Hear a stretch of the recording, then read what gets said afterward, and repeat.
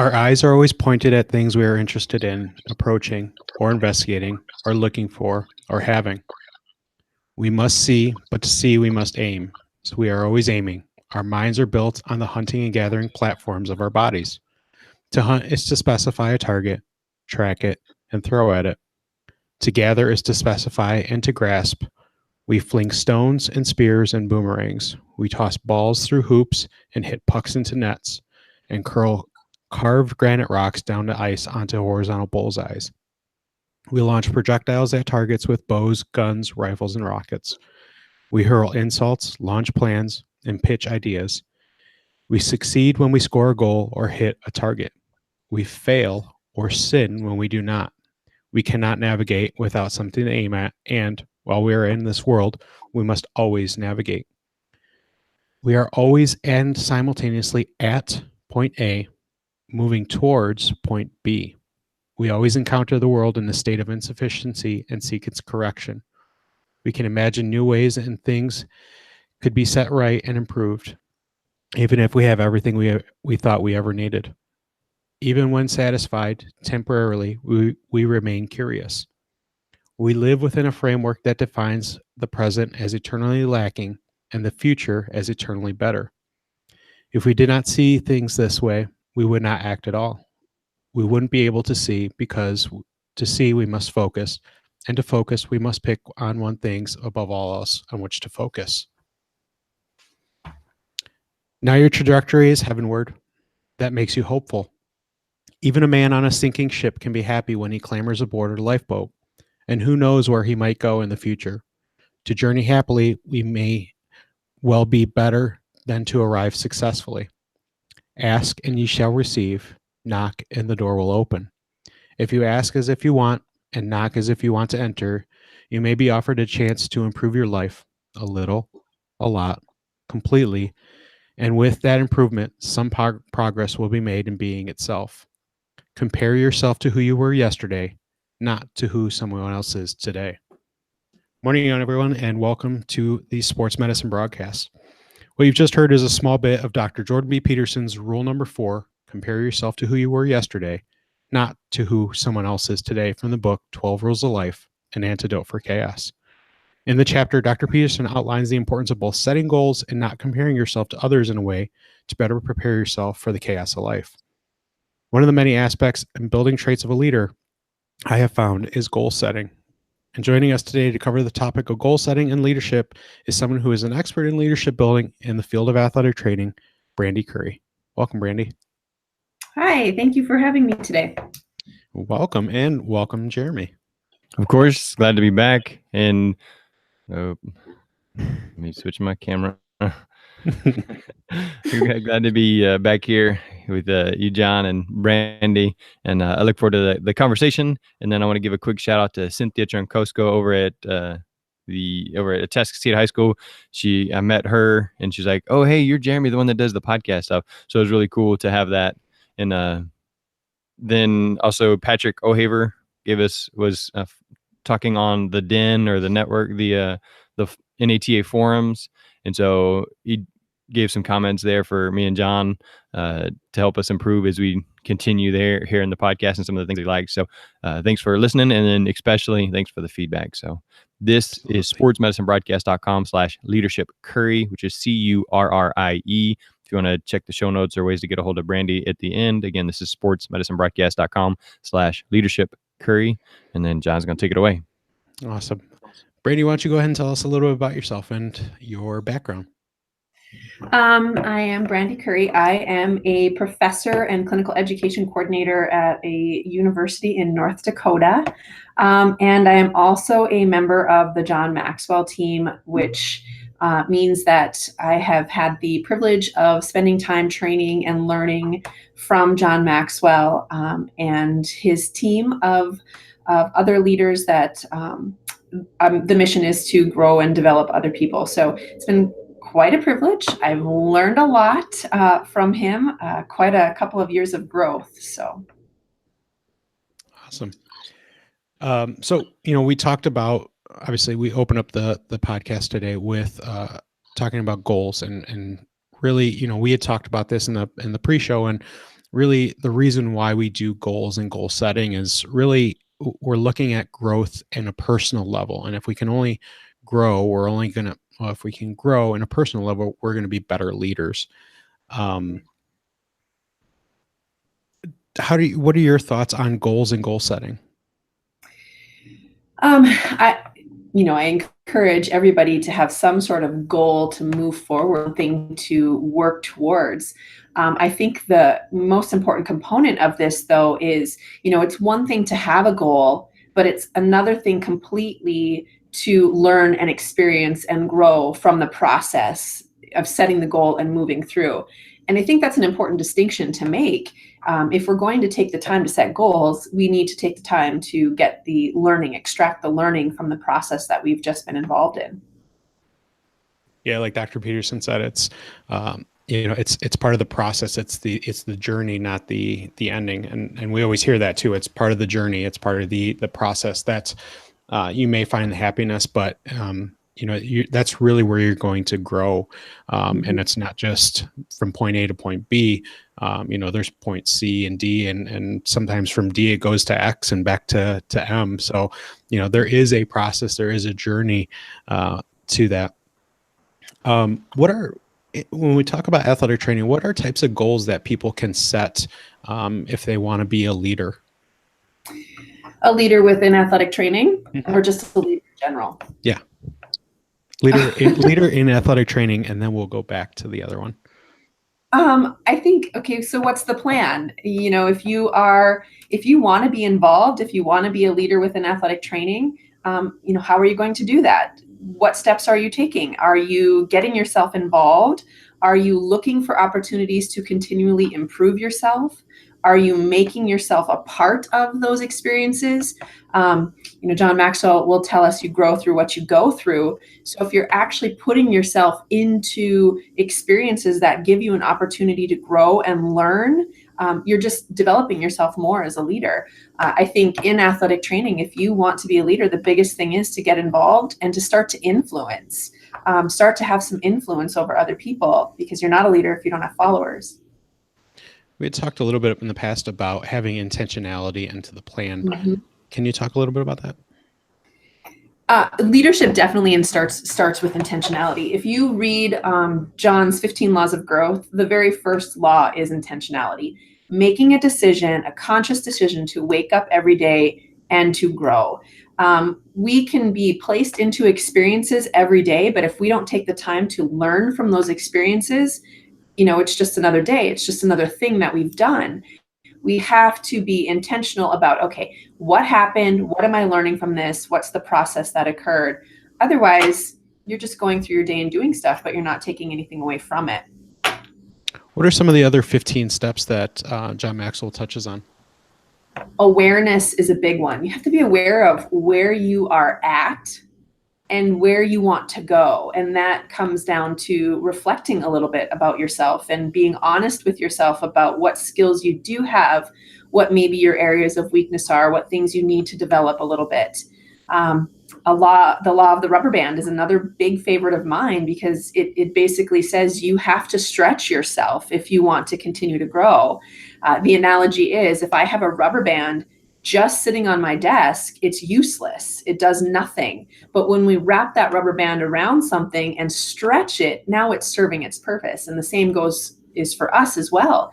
If we want to, continually become better, we have to put ourselves into situations where we might be a little bit uncomfortable and allow ourselves to stretch. A lot of people refer to this as stretch goals. I know a lot of, in the evaluation process in a lot of organizations right now, they are encouraging their employees to write stretch goals. What is the thing that is going to make you stretch yourself, challenge you to something you've never done before? Yeah, there's a saying of, there's no growth in the comfort zone, right? Oh, you cannot grow personally or professionally if you stay within that comfortable little bubble. And the more you put yourself out there, the more you're obviously stretching your abilities, but you're stretching your goals and what you want to be with in life. Aside from the stretch goals, what are something you talked about having honesty with yourself? Oh, yeah. How important is that when it comes to setting goals? Oh, absolutely. If you aren't taking the time to really be intentional about reflecting upon your daily practice and the skills that you have and what you are doing, what's the basis for your goals? You have no idea what you are setting goals for. You have no idea what you're trying to reach for. I think it's incredibly important. My intentionality is every day. I in my planner. I'm a planner person. We talked about this last time too. In my planner, at the end of every day, I have ACT. So A is apply. How am I going to actually apply the things that I have done today or the things that I have learned today? And then C, what change is coming about in my life because of it? So I learned something new. Is it going to change my practice? Is it going to change how I do things? Or am I just going to, experience it but not do anything with it? And then the T is teach. What am I going to teach out? What am I going to give my team? How am I going to take that and make it more? I mean, because that's what leadership is helping other people to become leaders as well. We talked about change. How important is it to set goals that are more attainable versus more of a stretch? I think, well, we have to have stretch goals, but I think there has to be a level of, what's realistic. If we are setting goals, I mean, if my goal today, we had this big Powerball, if my goal is to win the lottery, that's a nice goal, but the chances are like 1 in a million it's insane. Yeah. I have a better chance of getting, a plane piece dropping out of the sky and hitting me in the head. But, you have to be realistic with what you're doing. You want to stretch yourself. It needs to be a challenge. It needs to pull you out of that comfort zone and into your growth zone. But it also has to be something that is physically and realistically possible. Like John will tell us, you have to get yourself small wins every day. There is something that you need to be able to accomplish every day. So if every goal that you are setting for yourself is so far off in the distance and such a big challenge to get there, you're missing a lot along the way. And, we equated this last time we talked to, in athletic training, when we have our patients, we have short-term and we have long-term goals for our patients, right? We are giving them things right now that we know are possible for them to get to. And then that is all building to the bigger goal at the end. And it looks much the same way in our own life. We have to be hitting things that we can actually hit along the way to keep us motivated and to keep us encouraged to keep pushing for that big goal. Right. Yeah. You don't want to set a bar that's way too high. You want to set a bar that's appropriately low, right? Which sounds a little weird. You want to set a bar but you need to be able to attain those things, or at least try to stretch yourself, or, really step out and have to. I can set a goal every single day that I'm going to wake up before 1 p.m. and I'm going to make that goal. Right.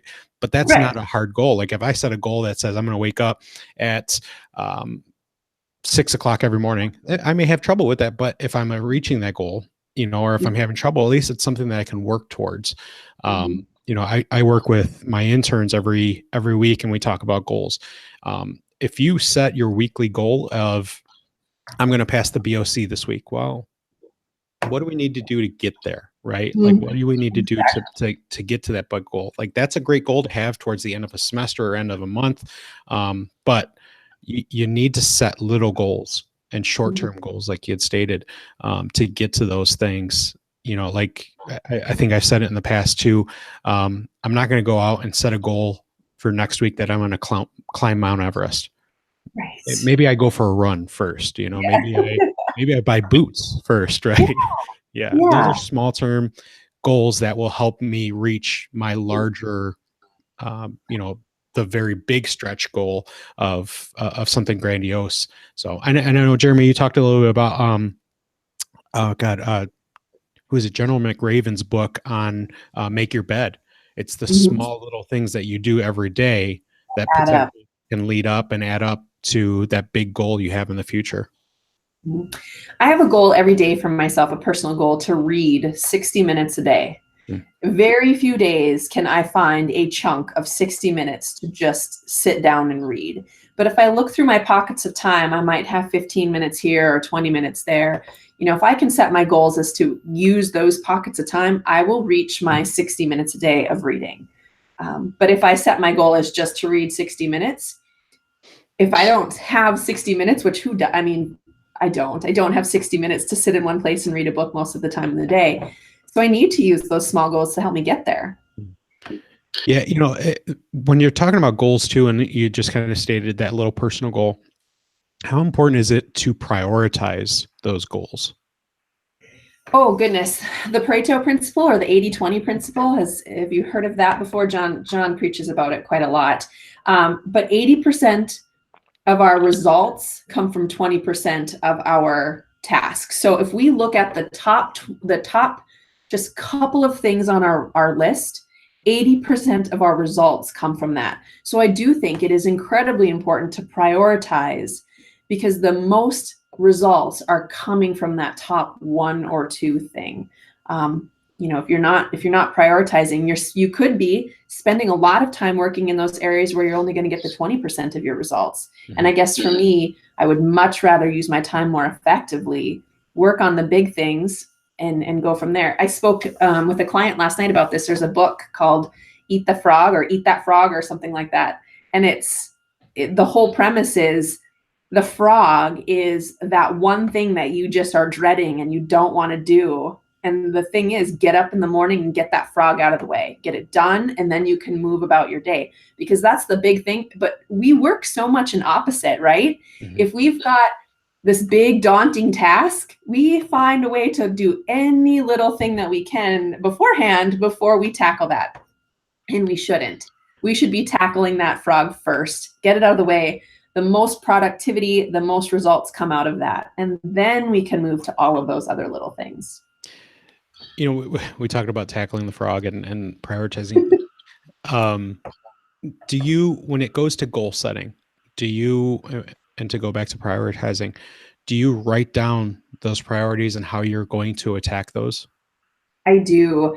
I am very reflective in my personal process. I start every day reading and planning my day, and I end every day reflecting on the day before. And so as I'm reflecting on my day, I'm able to take apart the big things that I need to accomplish tomorrow. And I do prioritize them. I mean, if you are writing a problem list with your patients, you prioritize, right? Mm-hmm. You know that you need to have range of motion before you can have strength. It has to work in that order. The same thing is true. I have to tackle this before I can effectively put my time into this.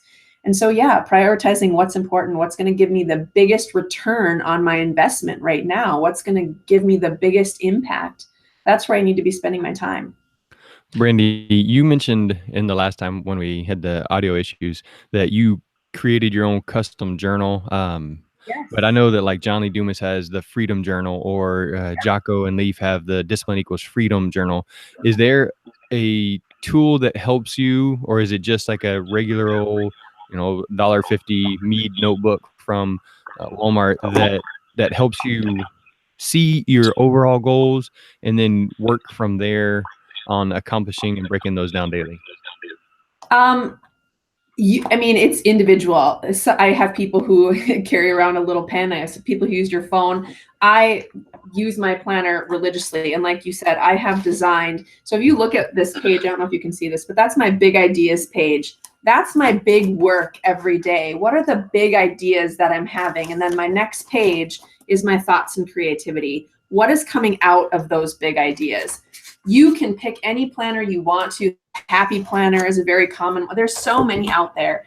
The point is to have something, whatever system works for you. If it's just a notebook and a pen and paper, my husband carries around those little tiny memo pads. That's how he operates. It works for him. It doesn't work for me. I need to be a little more organized. I have it all color coded.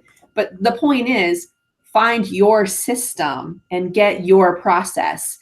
And I'm going to say this with a caveat, because I think so many people spend too much time trying to find the right system, and they waste a lot of time doing that instead of just doing. Just do it. Just sit down, write it down in a way that makes it work for your brain. Yeah, you can find yourself over prioritizing or over planning. Yeah, and mm-hmm. The more you do it, it's like, okay, I got to plan this. It's just stop and actually do it. Just do it, right? And I have that conversation with my interns all the time, and they get, they snowball themselves, and I just have to say, okay, stop. Stop. What's the first step? Let's do Mm-hmm. that first step, and then we'll do the Mm-hmm. next step, and then we can go on and plan a little bit, because obviously planning is so important when it comes to goal setting and wanting to grow as a person or as a leader. But you can't do it if you're always planning, or if you're Right. always looking for that plan, or always writing things down. So And I tell my clients a lot, don't get a plan, but don't get too attached to the plan. What you should be attached to is the goal, the outcome at the end. But the plan is going to change. Things are going to happen. It's all moving parts. So don't get so stuck on that plan that you can't get to where you're supposed to go. Be flexible in the planning process. And I tell people sometimes the best plan you can create is just like you said, one step. What is one step right now? What is one thing I can do right now? I'll worry about the rest after that. It'll become clear, but focus on this step right now. why do you think people become too attached to their planning? Fear. They're afraid to just take the jump. And so planning is safe. If I can hide behind this, I'm planning it, I have to get organized, I have to have all the pieces right first. You can hide behind that because it's never ever going to be 100% perfect. It just isn't. At some point you just have to, John tells us this, jump and build your wings on the way down. You sometimes just have to go for it and figure it out as you go. You will never have all of the answers, never. One of my goals is to, I was gonna say, one of my goals is to go skydiving one of these days, and I don't ever plan on building my wings on the way down. No. Figure of speech. I don't know that I would jump out of a plane without a plan of some sort, but yes. Yeah, we talked about this last time too, is the important role of emotions and how to kind of keep those in check as you go about planning and setting goals. And can you talk a little bit about that? I know we talked, you had a client before that was too emotional when it came to setting goals. Mm-hmm. I think fear really drives a lot of what we do. We get so caught up in our fear. At some point, we just have to believe enough in ourselves. I have clients who they're just too connected to things. There's too much emotion surrounding them, and so they can't ever get to where they want to. And it's fear. It's subconsciously there is something inside of them that's holding them back. But if you can get that out and work your way through it. And sometimes that comes dialoguing it, writing it down, working. There's got to be a process to it, but you have to be able to move through. And like I said, it's usually fear. And we may not on the surface know that it's fear, but subconsciously there is something holding us back, and you have to find a way to work through that. Yeah, I've always found that fear is one of the most important and most controlling emotions, really overall. I mean, we can talk about any different topic, and fear will be the one thing that comes up. It's like you said, it's going to be the one thing that holds us back from wanting to be the person who we want to be, or we want to work towards. It's because it's scary. There's no growth in the comfort zone. Well, if I'm comfortable, I'm not afraid. Mm-hmm. But to step out of it, there's fear of the unknown and what can be. I may fail if I try to set a goal, and my goal is to do something, and there's a big fear of not achieving that goal. Mm-hmm. I think you hit on it just when you said that fear of failure. I don't know where it came from or how it started, but somehow we have all everybody everywhere has developed this massive fear of failing. Mm-hmm. And we shouldn't have a fear of failing. Within every fail is an opportunity to learn. We have to fail. Failure is a very, very good teacher. That didn't work. How do I readjust and how do I move forward? But we are so afraid of going through that process of failing. We get stuck before we even get there. I tell people, you have to see the stuck, see where you are stuck, and then work yourself to get unstuck. And a lot of times we're afraid of the judgment. We're afraid of the negativity that comes with failing. I mean, you look at any successful person in the world and ask them how many times they failed, and it was over and over and over again they failed. I think that's why I like that chapter so much in the book I opened up with, is it's the importance of comparing yourself to yourself rather Mhm. than other people. And it's 2018 or it's going to be 2019 soon. And how important is social media and how important are those things? You find yourself comparing yourself to other people and really only comparing yourself to the highlights of those other people and not noticing or not seeing the struggle or not seeing the bad times. You're only seeing those good times and you want to be better than those good times. I think everybody's kind of built on a basis of they want to be better and they want to be better than the next person. But if you're only seeing those things, you tend to have more fear when you're trying to better yourself against other people when you really should be bettering yourself against yourself. Mhm.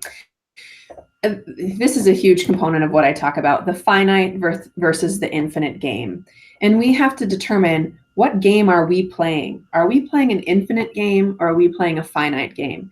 If we're playing a finite game, and there are games that are finite. I use video gaming as an example of this. There are games where you win, you get to the end, you conquer the game is over and you're done, right? But Mhm. then what? Then what do you do next? If we are playing an infinite game, there's no end. Our game is to just keep the game going, keep the game continuing. And video gamers who play games, they know this. They play the games that just keep going. The idea is never to win, it's to just keep advancing the game. That's what we need to be thinking about. Not, okay, so I want to be the best. What does that mean? And what happens when you are the best? Now, where do you go? If we're focusing on being better today than I was yesterday, that's the important piece. If we aren't focusing on that, then what do we need tomorrow for? We're done. We're where we're going to be. We have to be thinking about every day being better than we were yesterday, every day making a small improvement or a small win to move forward in the right direction. It isn't about being better than someone else. Yeah, I think that's one of the best things about being an athletic trainer is, at least for me, our lives are constantly in these seasonal changes. Like right up in Michigan right now, we are finishing up our fall season and we're transitioning into the winter season. It's Mhm. something to look forward to because it's something new. Mhm. And if even if I've had a terrible fall season, I'm really looking forward to the winter season because hey, that's something new. That's something that we can build on.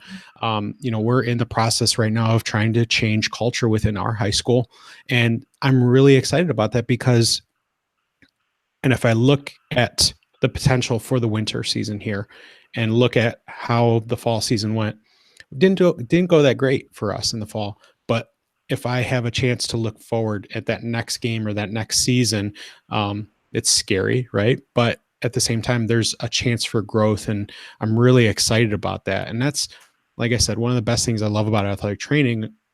Is a majority of us, we live our lives in these seasonal changes, and it provides us that external factor of something changing or something, the ability to change. Mhm. And just like you said, maybe your fall season didn't go like you wanted it to. So your football team didn't win as many games as they wanted to. That's your goal for next year, to be better than we were this year. You know Mhm. what I mean? And even if you are the best team and you win all the games and you come out the champion at the end, what's your goal for next year? To be better than that, to be, to improve on that. That always has to be our goal. Yeah, I know I touched on this last time too. One of my like personal mantras is just be 1-0 at the end of the day. Mhm. Don't worry about the whole season. Don't worry about the whole year. If I can win today, then it's going to be a little bit easier tomorrow. And if I didn't win today, my goal is to win tomorrow. And that's Mhm. just something continuously working towards. If somebody comes in and says, I want to be 100% at the end of the year, they've kind of already lost sight of what they Right. really want, right? They just are looking at a bigger picture, which is fine, which is great because you do always want to have a vision. But if the Mhm. vision is too broad, you're not able to focus on a single goal or a handful of goals that's going to get you to that final end product. I agree. Vision is incredibly important. And I tell people all the time, if you don't have a vision, you scare me because I have no idea where you're going. But within that vision, there has to be a planning process. So that person who says, I want to be 100%, what happens at the end of the season when you're not? Mm. What do you have to go through then? That is why I apply, like you said, get a win every day, be 1-0 at the end of every day. And what if you're not? Did the world end? Probably not. But you have to have that moment of, okay, now how can I apply what I have learned and make changes for tomorrow so that tomorrow I can get my win? If you aren't taking the time to do that, you're just repeating the same day over and over and over again. It's like going out on the football field and running the same play over and over and over again, knowing that the other team knows the play and they get an interception every time. Why would we continue to do that? We probably wouldn't. We would go change the play. You have to do that in your own life too. Change the play. I think one of the important things too when you're talking about goals is they create resiliency, because you're not always going to create a goal that you're going to achieve. Like, you're going to have to work towards it, and the more you work at it, the more resilient you should be becoming when you don't achieve those goals or when you don't have those winning days. And then it provides you a chance to not only grow the next step, but to create another goal that will help you in the next step of your life or the next step of your week or season. There's a story that I tell my clients about a woman who went to watch a very famous pianist play. And at the end, she was given the opportunity to meet the pianist. And she said to the pianist, "I would give anything to play like you." And this pianist responded, "Well, I guess anything except 8 hours a day, every day of your life for the last 26 years. And that is so true. Like, we say, I would give anything. But are we? Are we willing to give anything? Are we willing to do what it takes to get there? I heard a story the other day about a girl that was not getting playing time on the basketball court. And two options. What we generally see now is dad or mom running to the coach and complaining. But this dad did it right. He said, "And what do you need to do to get off the bench?" I mean, he told her, you got to work harder, you got to play harder, you got to practice. And that's with setting goals. If you just sit there and wait for somebody to come and rescue you and get you off the bench, you're going to be sitting there a very long time. Set yourself a goal and get there. And then set yourself another goal and get there. Yeah, that's, a lot of people don't realize the amount of hard work that goes into getting to a goal, or, like you said, being the pianist or somebody that wants to be a professional athlete. They just see the end product. And if you don't understand the amount of sacrifice that goes into that end product, you're never going to have a chance to achieve that. And I think that's the important part of goals, is creating goals, because it forces you to face a fear, but it also forces you to do the little things, because it's a lot of times it's the little things that make you get there.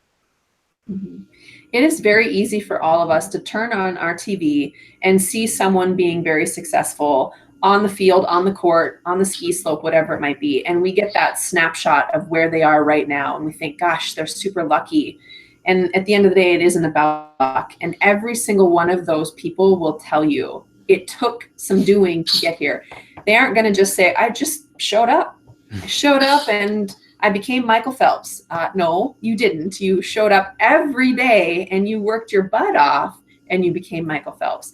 But it's really easy for us to get caught in that we only see this. We see what we turn the TV on and see. There's so much more to it than that. So, we talked a little bit about your planner and some of the things that you do. What are other habits that you keep personally that help you achieve goals?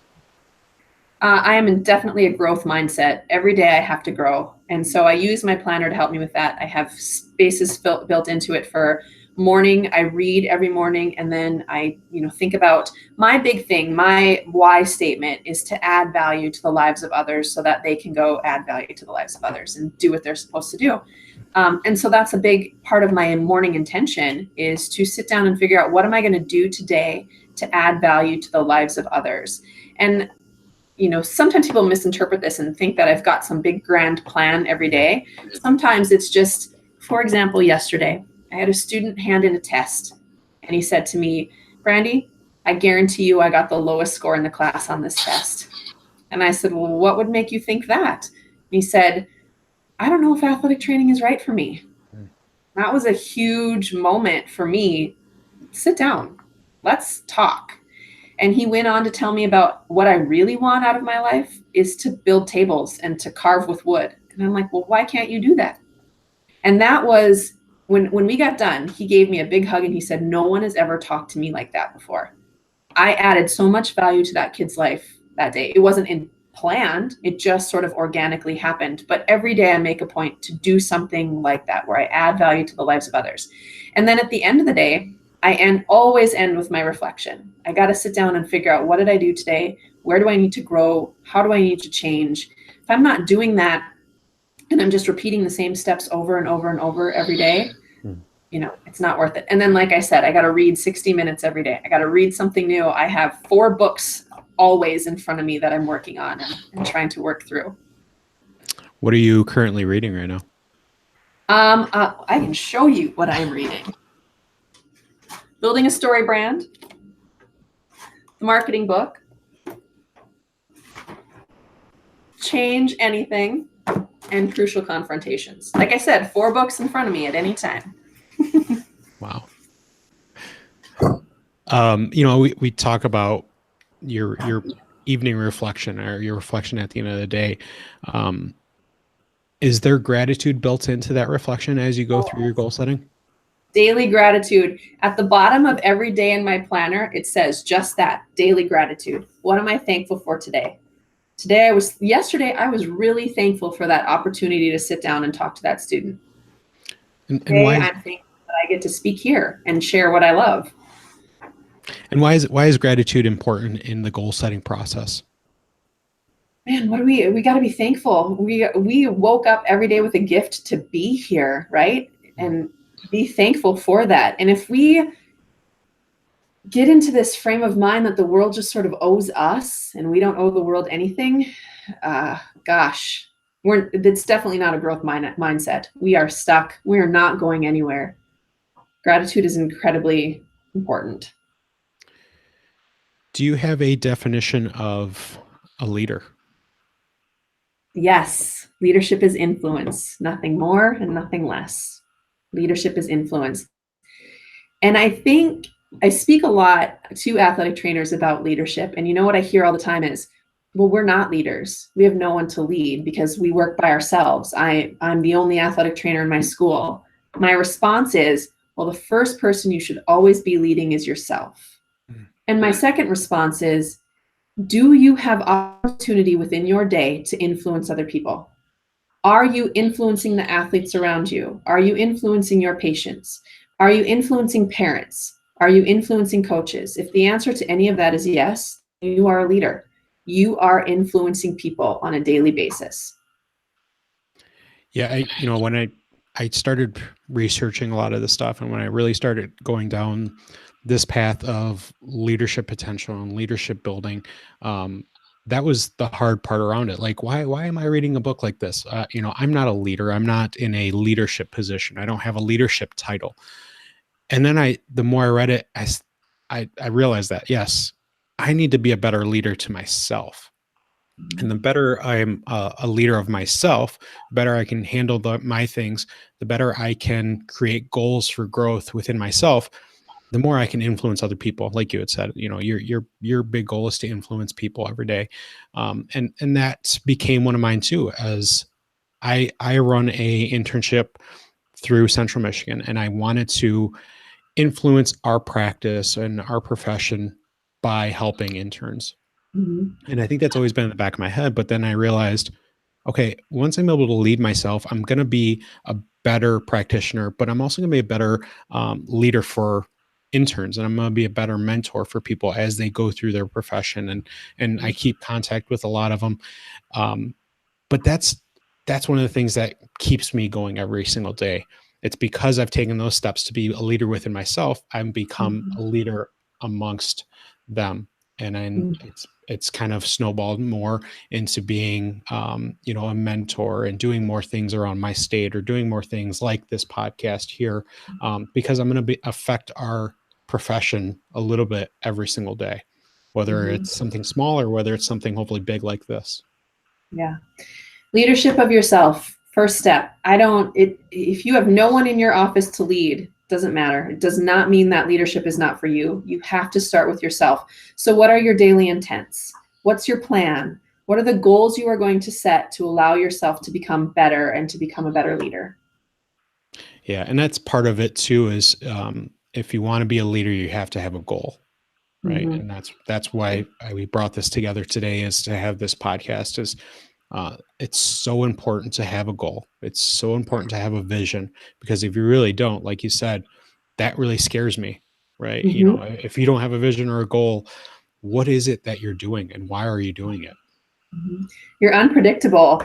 I want to know, if I bring you into my team, that your vision aligns with mine, or that our visions are similar in alignment.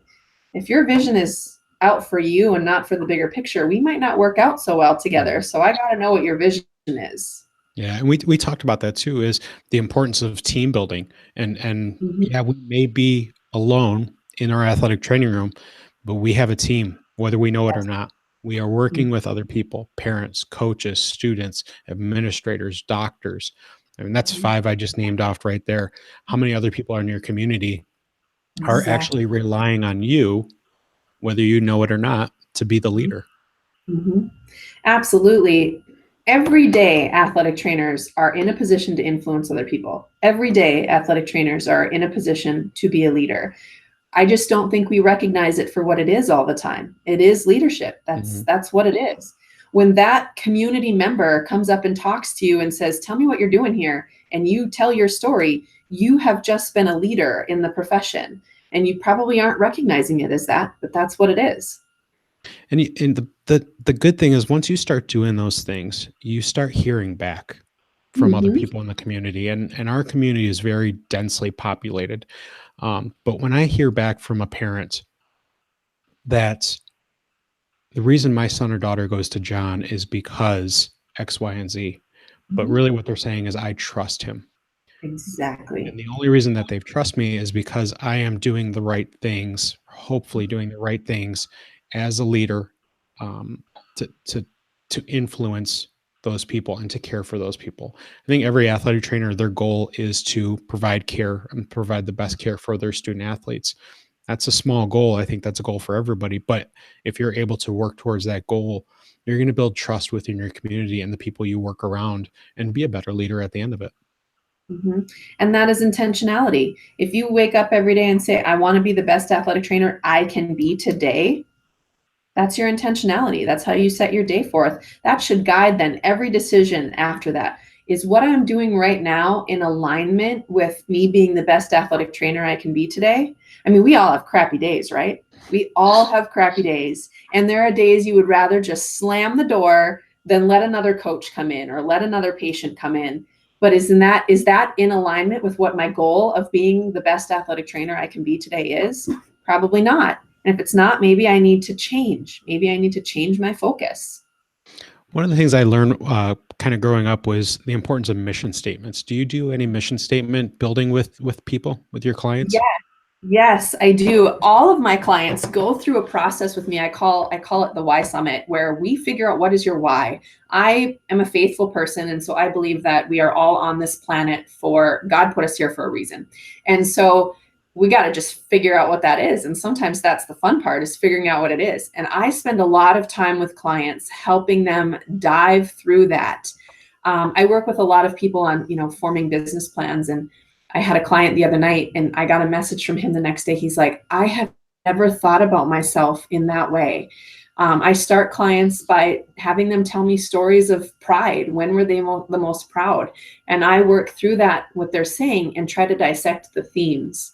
And with this one particular gentleman, a very specific theme came forward, and it was his ability to connect with patients on a different level and build that relationship.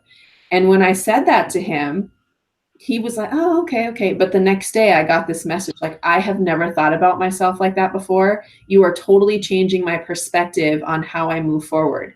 Yes, what's your why? Why are you here? And then let's use that to create your mission. I look at your mission as your plan or your roadmap. What are you going to do every day to live out that why?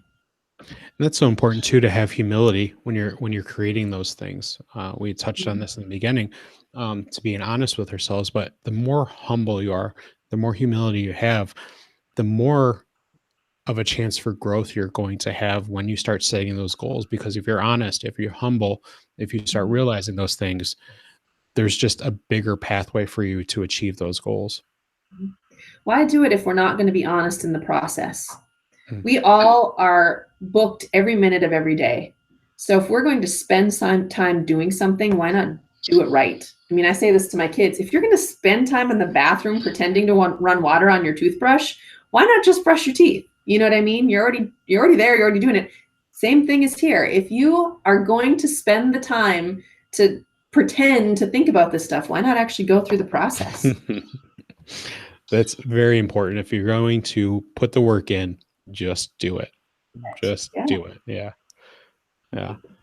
Do you have anything in closing before we jump off this? I think it's important to recognize that leadership is for everybody. And you talked about position a little bit ago, and that triggers in me. I think there is this major misconception that leadership is very much a positional thing. The leader makes the position, not the position makes the leader. You make the leader position, and that depends on you and what you want to be. And that very much is building and raising your leadership lid. And your leadership lid is your skills and abilities right now. So if you are intentional about raising that lid every single day, you will become a leader. And I want to just make it very clear that leadership occurs in every level of the organization. And I'm sure we can probably all pick out someone in our life who may not hold the position of leader, but is someone who we look to and we respond to, and they influence us. And wherever they're at in the organization, they are influencing us, they are leading us. Mm-hmm. Yeah, I think that's very important too, is you don't necessarily have to have that title to be a leader. And even if you are at the very bottom of your hierarchy, you still have a chance to lead up to the next person and to influence other people as you go about your day. Mm-hmm. Especially if you're intentional about it and the next person's not. Mm-hmm. Yeah, eventually it'll work out in itself. If that's something that you want to be, if you want to have that leadership title, the more you do these things, the more you're humble, the more you have humility, and more you have intention and vision, the greater chance you are to achieve that position. Mm-hmm. All right. So as we're kind of wrapping it up here, we've talked a lot about the importance of goal setting and why and how in different ways you can do it. So if there was one step we were going to leave everybody with today, what do you think that's going to be, Brandy? Intentionality. Pick one step. I don't care what that one step is for you, but your one step is to figure out one thing I can do today to be better tomorrow.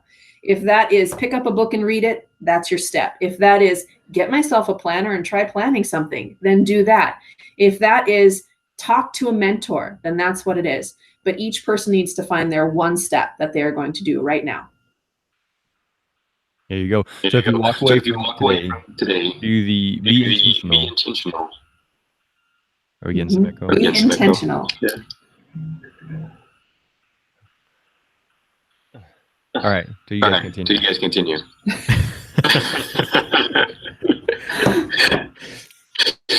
We made it so far without an echo. Oh, now the echo's back? Yes.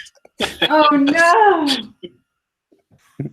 I screwed it up. It was on my... At least it wasn't me this time. Yeah.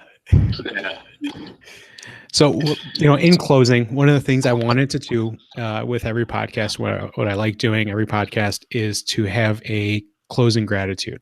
We talked about the importance of having gratitude when you're going about your goals. Is there something or someone that you want to thank in closing? Me, you guys, allowing me to be here. Obviously, leadership is something I'm incredibly passionate about, and allowing me the opportunity to add that value to other people, that's why I'm here. That's what I want to do. And so giving me that opportunity. And then my mentors, I wouldn't be where I am without my mentors. So Deb Esslinger, Sarah Bierke, my people that keep me going on a daily basis. Good. And I because this is such an important aspect to me and something that I really, I try to work on every day, and I try to work on with my interns is goal setting. I want to take the time to thank all of my past interns. So Damien, Jayla, Ralph, Shannon, Gabby, Shantae, Nicole, Kayla, James, Kim, Rachel, Courtney, Ben, Steve, Alyssa, Felicia, Joe, Justin, Sam, Kate, and Andrew. And joining me next semester will be Brooke. So I want to thank all of my interns for not only forcing me to be a better goal setter, but to be a better leader and to help influence their practice and the profession as they grow up and become good athletic trainers. All right, so I guess I'm up, right? Yes. All right, so before I do that, Adam Halpern from Innovative AT, he was watching live on the Facebook, and he said one of the biggest things about Brandy is the approach that she pulls it out of the individual. So real leadership is not telling people what to do, but rather having them figure it out on their own. And so he said, Brandy, you've been crucial in helping him grow with the Innovative AT. And so thanks for listening live, Adam. And he's also going to be helping me in March as we talk to AT owned businesses or athletic trainers in business. And so he's been giving me people, and I think he's going to help kind of like John's doing here, co-lead those. So I'm looking forward to that experience and getting him to help me there. But Adam, thanks for watching live and commenting. There's a couple other people there. Steve Middleton and Jonathan Allen, at least on this stream, I've seen watch live. So y'all, thank you for joining in, watching, sharing, interacting, and then also just looking to improve your leadership. But my gratitude for this podcast was Rob at Frio. He's always been a big supporter from the very beginning of the podcast. But like I said, driving to New Orleans was one of the best times because that's 6 hours on the road there, at least 6 hours, because Rob likes to make a lot of stops. So we stopped to get some, a drink here, and then we had to stop to get a snack here and go to the bathroom here and, whatever. But it was fun. Like, we had a lot of fun, but we also had a lot of really good conversation about growth, about what I want to do with the podcast, what I want to do as a person, and what he wants to do with the business. And so it was really, really cool. So Rob over at Frio Hydration, I really appreciate the conversations and the kind of leadership insight that you're sharing with me. Brandy, how can anybody get a hold of you if they want to talk goal setting or leadership building with you? You can always reach me at my email. That's my name, brandy.currie@gmail.com. My cell phone is the best way to reach me, 701-934-0258. And Adam was watching live today. I'm very active in the Innovate AT Facebook page. I am part of the team kind of building that organization up. So you can always contact myself, or Adam knows how to get in touch with me there too. So yeah, find me in Innovate. So I wanted to finish today's podcast. A quote from another book called On Leadership by Hal Moore. And in prepping this one, I was going back and forth what book to start with and what to use, and I just had to finish with this one. So Hal Moore, in his book, when he talks about goals, he says you've got to have a dream to move towards or you're dead in the water. Once you realize the dream and accomplish that goal, get another one. Mm-hmm. So that was the closing. I really wanted to end in the importance of not just setting one goal, but setting multiple goals as you achieve those goals and going forward to potentially being a leader in your profession. All right, so this is sportsmedicinebroadcast.com/leadership Currie, Currie. Again, sportsmedicinebroadcast.com/leadership Currie. And the cool thing about doing this podcast twice is I have twice as many notes. So in the show notes where I have a link there'll be lots of stuff. So really cool, really good conversation. I really look forward to continuing to grow this, to having John and Brandy back as we continue to discuss leadership in AT and working with Adam in the future. So sportsmedicinebroadcast.com/leadership Currie, and get a hold of Brandy and get started on your path. And like she said, do one thing today, intentionality, whatever that one thing is for you, whether it's writing a journal, whether it's setting a goal, whether it's speaking with a mentor, do that one thing today and then continue to move forward from there. So for John, Jeremy, and Brandy, this is the Sports Medicine Broadcast, and we are out. Thanks, y'all. Thank you.